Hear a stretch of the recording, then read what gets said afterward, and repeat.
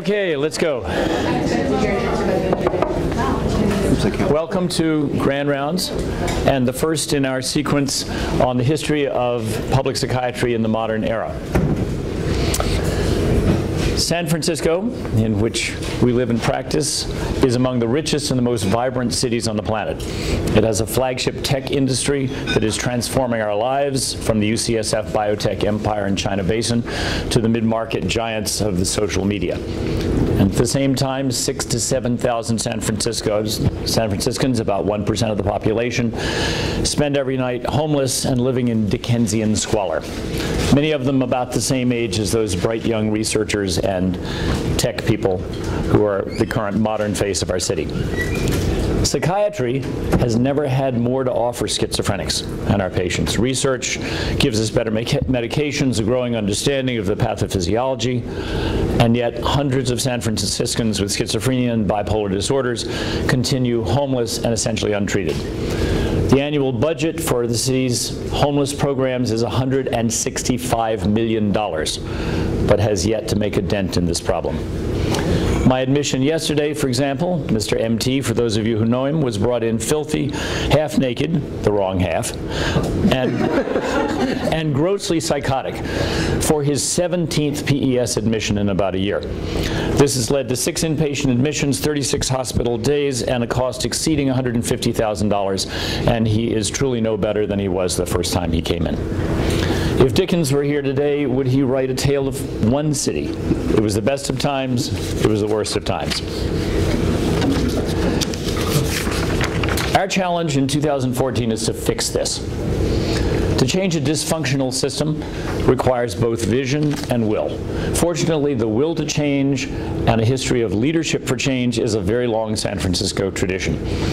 Our citizens decided a few years ago that having thousands of hardworking San Franciscans unable to get health insurance was both morally indefensible and fiscally irresponsible. Then Supervisor Tom Amiano and Mayors Willie Brown and Gavin Newsom worked hard to change the status quo and bring universal health care to our city in 2007 in the form of Healthy San Francisco, an accomplishment which served both as an impetus and a model for Obamacare on a national scale. The will to change the dysfunction in our public mental health system is there. The vision has to come from us. And by that I mean the people in this room, because this is a lot of the next generation of leadership in public psychiatry in this city. The vision to create new models that will serve all of our patients better. To do that, we have to learn the lessons of history. History is sometimes regarded as a sort of quaint study. How do our interesting but benighted ancestors, how they lived, worked, thought, etc. But here, in fact, the central question of history is, how did we get here? How did we come to this current dysfunctional mess? What were the events, the forces, and the people that shaped our current structure? Some of these events, forces, and people are long faded into memory. Some of these are still working to this very day. But we cannot hope to achieve any real change unless we understand them.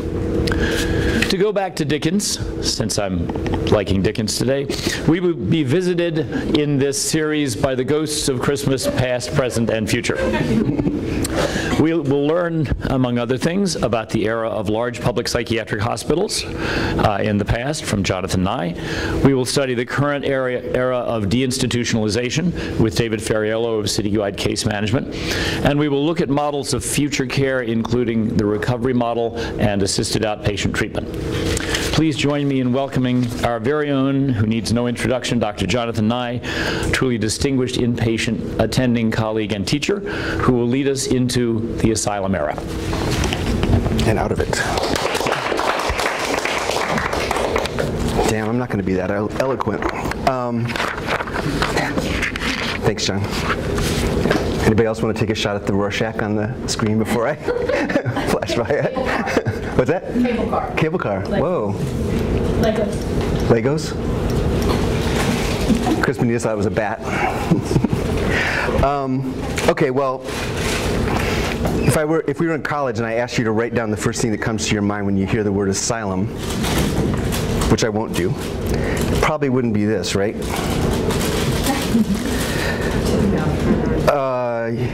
probably more something like this. This is the Pilgrim State Hospital on Long Island. This is from 1938, and this is probably only part of the hospital building, but by 1954, which is when Thorazine was introduced, this hospital had 13,000 residents in it. Fun architecture too, right? I'll come back to that in a little while. You might also think of images like these, or even worse, like these. These are from a Life magazine article called Bedlam, 1946. It came out in 1946. Just the year before was when the pictures of the concentration camps had come out, so the public was primed for images like this. And there was quite a scandal around this when it was, it created a scandal and also an appetite for more. There were a number of books in this era. There have been books all along, but our fascination with Asylum seems to have really increased during this post-war period. So thanks, Jeanette, for the sneak pit. Truly disturbing. And one, everybody's probably seen One Flew Over the Cuckoo's Nest. By the time the Thorazine was released, asylums and asylum psychiatry had been pretty much thoroughly discredited, and there was a mania for getting people out of the state hospitals, which solved some problems but created others. It's probably a gratuitous picture for this crowd. Deinstitutionalization worked for some people, but we know that many of the mentally ill ended up in the street, and for many others, the process wasn't so much deinstitutionalization as transinstitutionalization. Wow, that's hard to say. Transinstitutionalization, it's even harder to type, into the forensic system, and this slide really is nice and it shows that. So I'll walk you through it just if I can walk away from here without. So this is, the small dotted line is the prison. So basically, these are people who are institutionalized. These are people who are institutionalized in prison. The larger dotted line is people who are institutionalized in state hospitals. And this is, the solid line is the total rate. So you can see that by 2000, although we deinstitutionalized all these people, we had reinstitutionalized up to a rate even higher. I'm not saying that everybody in the prison system is mentally ill, but many people are. But we are now institutionalizing people at a rate higher than we did, and these are rates, this isn't like total numbers, higher than we did during the years right before Thorazine came out. Part of my own personal interest in this topic is that I worked at the Behavioral Health Center for 7.5 years before I came back here, and it's sort of the closest thing we have to an asylum, certainly in town. Laguna Honda also, but for people with mental illness, the BHC is it. And I was actually really proud of a lot of the work we did there. And when I left, I really took with me a positive view of what can happen in long-term locked hospitals. The MRC gets kind of the BHC gets kind of a bad rep around here, but I think a lot of good stuff happens over there. And as John was saying, in a period when there have been huge cuts in long-term care, the MRC just lost half of its beds. I thought it would be instructive to go back to the early days of the asylum movement, even a bit before, and see the origins of institutional care for the mentally ill in this country, what the goals were, how it looked in its all too brief golden age, and how events transpired later that led us to the depressing state that I showed you in those first pictures. And also to get people to think about to what extent a baby's been thrown out with the bathwater, because there were really good things about the asylum. Oliver Sacks has a great article, short article, in the New York Review of Books a few years ago called The Lost Virtues of the Asylum, and I meant to bring it to pass out today and totally forgot, but if anybody's interested, I'd be happy to email it to you. All right, so, oops, there's the MRC, BHC. So what was it like before the asylums? In colonial America, insanity was seen mainly as a family and economic problem rather than a social one. And by that I mean that society didn't see it as enough of a problem that it needed to create social programs, shall we say, social policies to deal with the insane. And I'm going to use the word insane a lot today. If it offends people, I'm sorry, but it's easy. This is what people were called lunatics or insane or mad during the era that I'm going to talk about, which is mostly the 19th century. So it's a little bit hard to put the word mentally ill in there every time I want to say the word insane. In colonial America, the population density was extremely low, so the visible concentration of the mentally ill, which we're all very familiar with, was really a non-issue, especially since early on there weren't even really cities. The English colonists did bring with them a tradition of corporate, which meant community responsibility for the destitute insane. But in America, so that idea came, but because people were so spread out, the responses were always very local and very ad hoc and case by case. The main issue wasn't so much insanity as dependency. In a certain way, people could, sort of like now, in a certain way, people could be insane as much as they wanted to, but when their insanity led to destitution, the community stepped in. The community also stepped in, of course, when people became dangerous, particularly to other people. As far as managing insanity, there weren't that many options, as I'm sure you know. And we have a bunch of grisly records from the colonial period and the early years of the Republic of, insane family members being chained to the wall in the barn with, the pigs, or put in cages, like this picture shows, sleeping in their own excrement in the barn. So not good. Over the course of the late 18th and early 19th centuries, though, several changes occurred which led to the need for a more systematized approach to the destitute and to the destitute insane. The first of these was population growth, and particularly an increase in population density. So this is 1790 and 1860. In 1790, there were only 6 cities in the United States which had more than 8,000 people, and this was about 3.3% of the population. No city had more than 50,000 residents.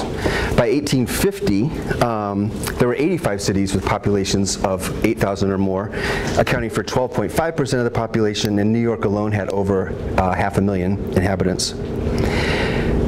The Industrial Revolution lay at the root of this trend towards urbanization, and also led to a shift in work patterns. And please ask questions if you have them. I don't think I have enough to fill the whole hour, so I'm happy to be interrupted. Prior to the Industrial Revolution, home and work often took place in the same place. People worked at home, they worked on farms. If they were artisans, they worked near their families and homes. Families tended to be large, and because of that, they had some flexibility in caring for insane family members. To the extent possible, an insane family member could contribute to the family's economic survival, and most importantly, caring for an insane relative was possible if you were just a few feet away in the barn and they were in the house, for instance. But with industrialization came a separation of home and work. And people working 12-hour days in factories and mills couldn't just pop out in the middle of the day to go take care of their insane daughter and make sure she hadn't, killed herself or killed somebody. Industrialization also led to an influx of immigrants from Europe, particularly from Ireland, and these new workers were much more likely to come alone without families or without spouses. So they arrived in the country in this state. So if they became disabled, then there was really no one to look after them. As the cities grew and the destitute insane became more visible,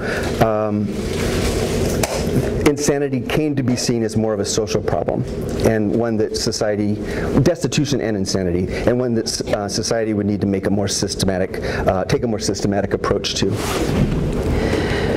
The earliest response was the founding of prisons and what later historians called undifferentiated welfare institutions, almshouses or poorhouses being the prime example of these. The undifferentiated piece is about the fact that people who were destitute for any number of reasons lived in the poorhouses. Insanity was just one of the reasons people could be there.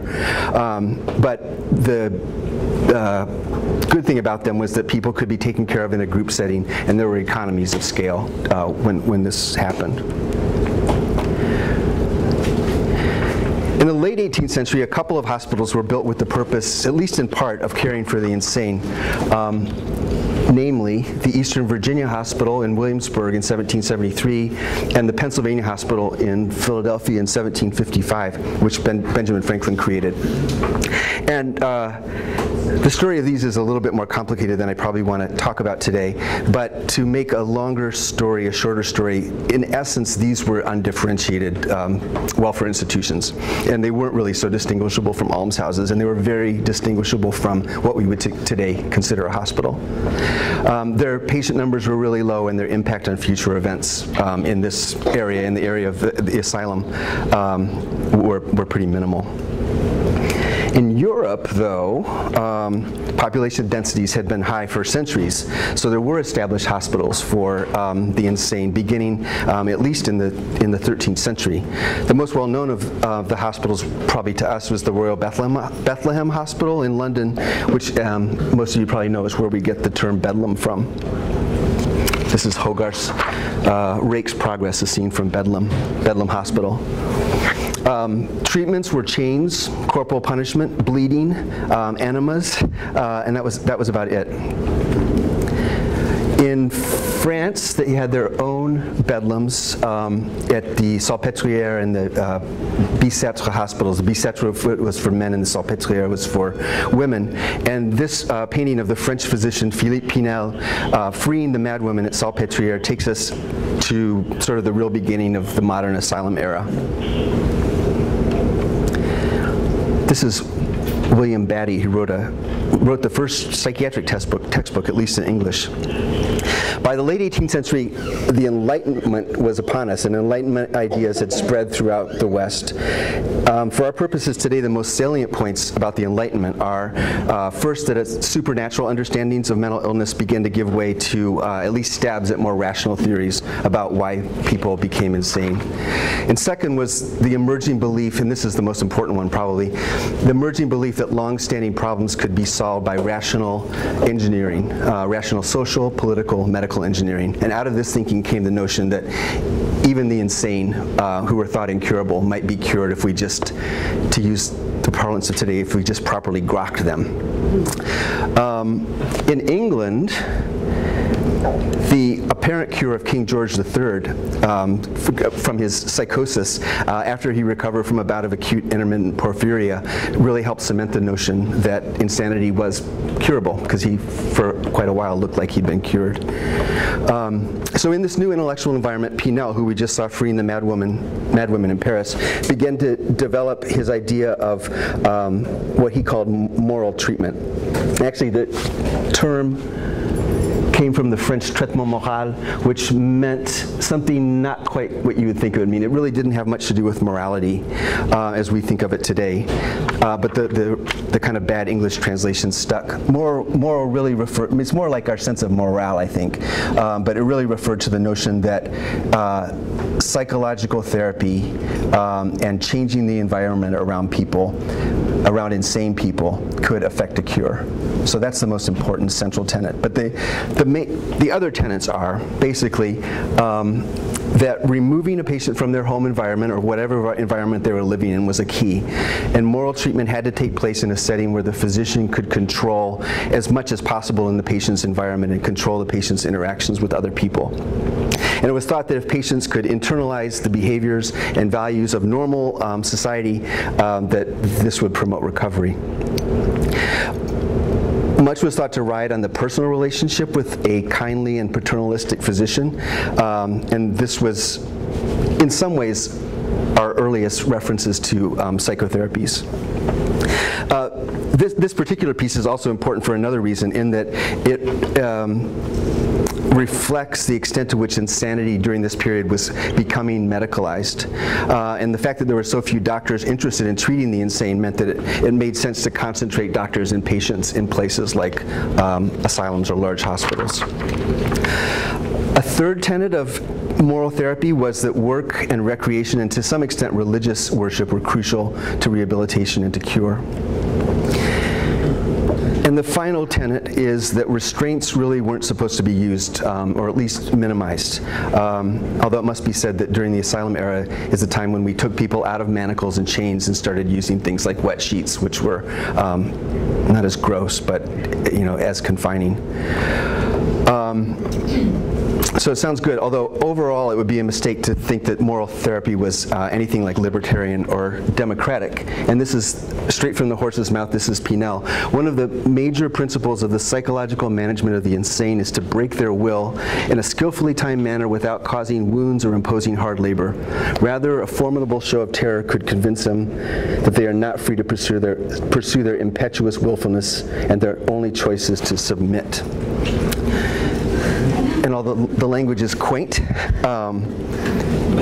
honestly, I think the principles aren't so different from how we practice today. I think we just like to say redirection a lot. But I'm open to arguments about that. So Pinel's ideas quickly spread to Britain, where there were experiments with asylums for using the moral treatment, and then from Britain to the US. In the early years of the 19th century, the Hartford Retreat in Connecticut and McLean Hospital outside of Boston were two of the first asylums in the U.S. to apply Pinel's principles and to establish them, and this is important, to establish them as essentially the standard of care for asylum-based treatment in this country. In the beginning, both of these hospitals, Hartford and McLean here, were public-private enterprises, so people of various levels of means could be there. You could have paupers, you could have people who were affluent. But, and this is another long story that I won't get into, that financial arrangement quickly fell apart and these hospitals became private and only available to people with means. And both of them still exist today. The Hartford one is called the Institute for Living, but it's still there. I have a question. The moral therapy, was the goal still to effect a cure that would lead to the person leaving the institution? Or? It was, yeah. Definitely they didn't want to hold on to, as far as I can tell, they didn't want to hold on to people any longer than they needed to. And you know, I think that the superintendents were very invested in, I'll talk a little bit about this in a second, but they were very invested in showing that they were curing people. So it would be important to have high discharge rates. Yeah. Anybody else have any questions so far?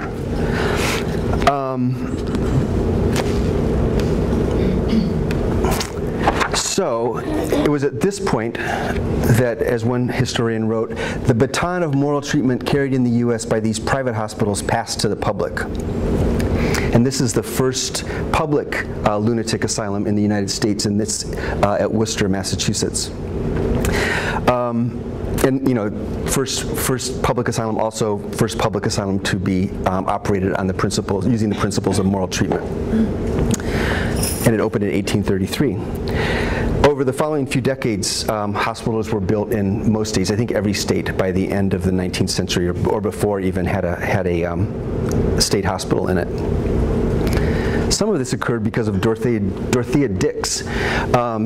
Dorothea Dix was a school teacher from a wealthy Massachusetts family, and she made this kind of brilliant career for herself advocating for the humane treatment of the insane. And in 1840 and 1841, she traveled all over the state of Massachusetts to investigate the treatment of the insane poor, primarily in homes, but also in, homes, jails, and other of those undifferentiated welfare institutions. And needless to say, she found conditions that were brutal and appalling.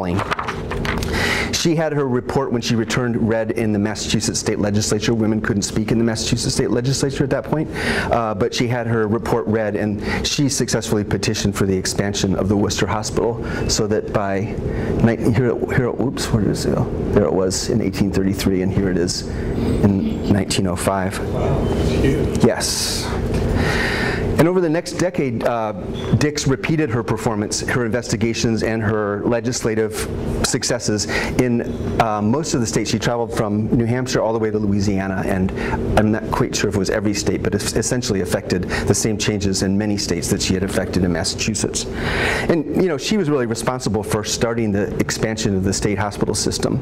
And the expansion didn't stop. The hospitals kept on being built, and the patients kept on, the patient numbers kept on rising, so that by 1955 there were 559,000 Americans who were patients in state hospitals. So she was kind of the mother of the asylum system. I'd like to say he's the father, but he's more like the midwife. This is Thomas Kirkbride, who was a Pennsylvania physician. In 1840, he became superintendent of the newly expanded Pennsylvania Hospital, which I showed you before, that Franklin founded. And he was also one of the founders of the, this is a mouthful, Association of Medical Superintendents of American Institutions for the Insane, or AMPSI, which in 1921 changed its name to the American Psychiatric Association. And he was also involved in the publication of, this is Volume 1, Number 1 of the American Journal of Insanity, which later became our Green Journal. And I don't think I made this obvious, I can't have, but so I wanted to say that this is where the profession of psychiatry in the United States was born. What psychiatrists were at that point were superintendents of asylums. There wasn't really any psychiatry outside of asylum keeping. People with lesser problems, things that we would call neuroses or problems in living, were taken care of in a variety of different ways. Neurology cornered part of that market, like Freud, like Freud and his colleagues did in Vienna. Kirkbride ran the Pennsylvania Hospital according to Pinel's treatment, principles of moral treatment, and spent over a decade there, and over that time developed a set of very specific principles to guide the building and the management of hospitals for the insane. In 1854, he published these principles in this book on the construction, organization, and general arrangements of hospitals for the insane, which is actually kind of an awesome read. It's only about 80 pages long, not least because so many of the problems that they faced in the 19th century are the same problems that we face now. For instance, problems with, well, this happened last night. This is great that I'm talking about this. Problems with physical layout of the buildings and how important it is that things be designed right so that patients and staff remain safe. The question that we struggle with of how can we treat patients, especially on just 2 wards with very different kinds of problems. People who are super agitated on the one hand, people who are super depressed or frail on the other hand, and how can they be managed in the same facility. And also the perennial difficulties in hiring qualified staff, both physicians and non-physician, and ensuring that that staff didn't become sadistic with the patients. This is the contents of Kirkbride's book. If you can see it, can you? If you can see it, you can see the level of detail he goes into about the physical layout of the hospital, about the surrounding grounds, as well as about the number of staff of various sorts, and in general, the running of an asylum. An asylum for 250 patients was the plan, and that number is important because Kirkbride believed, and he says it over and over again, he really believed that if he had more than 250 people in an asylum, it would begin to compromise the curative endeavor. And he repeatedly warns readers about the perils of exceeding this capacity. One central reason for that is that part of moral treatment was supposed to be this psychotherapeutic relationship between the patient and the physician. And if there were more than 250 patients, there were usually 2 physicians in a hospital this size. If there were more than 250 patients, that would become excessive. When we were to the BHC, I had like 50 to 70 patients. So I don't know what kind of psychotherapy was going on with these folks. If the ratio was 125 to 1, I was pretty busy with that number of people. Do you know what speaking to refer to? Yeah, like you could send up a lunch or something like that. You could. I think they went down to the basement where the kitchens were.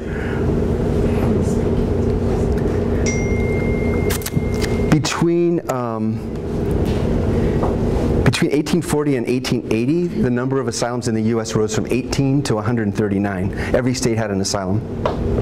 And though Kirkbride's principles probably informed many of the asylums, not all the public asylums were built on the Kirkbride plan, which I'm going to talk about more in a second.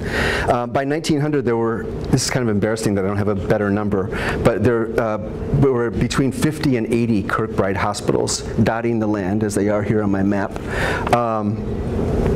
It's actually really hard on the internet to figure out. You put in the word asylum in Google and you get all kinds of weird stuff, including a lot of pornography for some reason.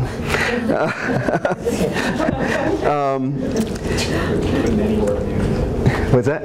Anywhere on the internet. Yeah. There were, most, as you can see, most of them were in the eastern part of the country, but our own Napa Hospital was a Kirkbride building. There were a couple in Canada and Ontario, and there was even one in Sydney. So this was a very popular thing, very popular kind of hospital to build.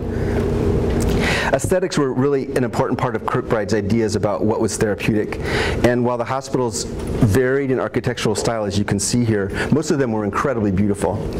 And communities seem to have taken a lot of great progressive pride in having hospitals in their midst, based on, among other sources, the fact that, I mean, I say this based on the fact that it kind of surprised me at first that people had postcards of mental hospitals, but it does show the level of pride that people felt about these institutions. Any questions? All right, well, let's take a look at the layout of these Kirkbride buildings. This is Danvers State Hospital, birthplace of the frontal lobotomy. But also a great example of a classic Kirkbride building. And it was not demolished until about 2007. I don't know that it was actually working until then, but it was there until very recently. And this is the original floor plan of the hospital.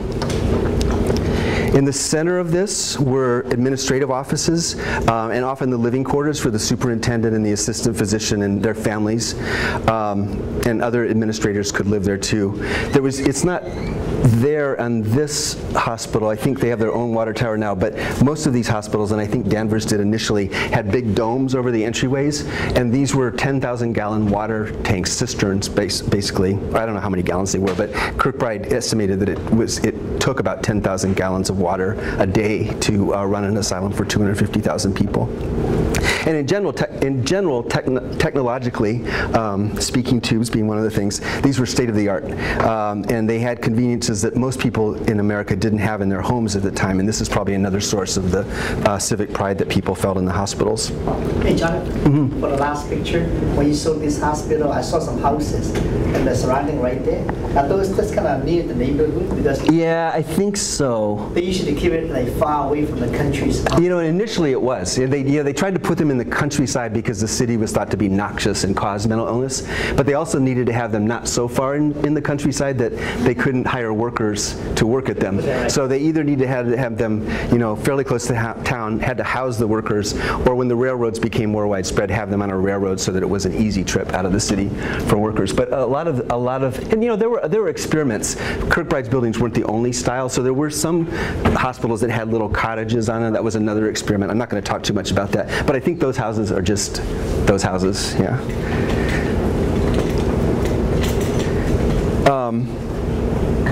Getting back to the technology piece, fires were, of course, super scary, and these buildings were heated with steam and lit with gas. There was a boiler house which was supposed to be like 400 feet away from the, and Kirkbride specified all these things. He said the doors should be this width and this height. The windows should be X, Y, and Z. The boiler house should be 400 feet from the main buildings to prevent fire. Men were housed on one side, on the left-hand side in this picture, and women were housed on the other.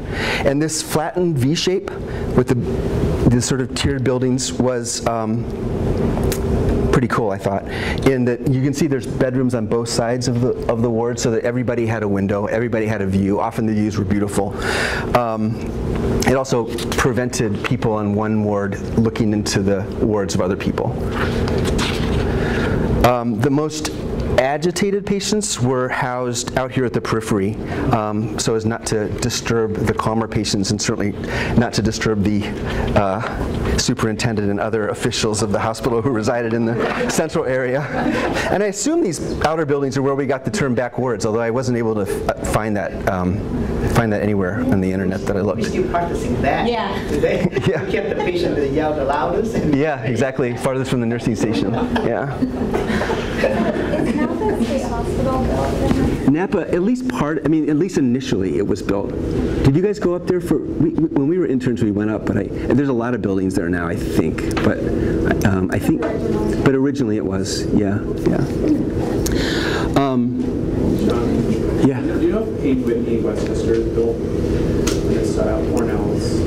I don't think so. I mean, that was a city hospital, right? No, Is it outside of the city? Yeah, it's built just like this. Yeah, I mean, I'm not sure the accuracy, again, of, you know, I'm not sure I found every Kirkbride hospital in the world to put on my map, but I don't remember that being one of them. Yeah. But, you know, his ideas were taken up by other people, so, you know, these are sort of the classic Kirkbride buildings, but other people were certainly using his principles and altering them to some extent. And this arrangement with the most agitated patients on the back wards is part of the treatment regimen because you could use placement in a quieter ward as a carrot to encourage people to get better, essentially. So people, as they did get better, moved to the less agitated wards here in the center. And given that there's so many more bedrooms in those, I think this must have been the preponderance of patients. And then as they got really better, they moved to the convalescing wards in the center. People know what I mean when I say Potemkin villages? I should probably explain it.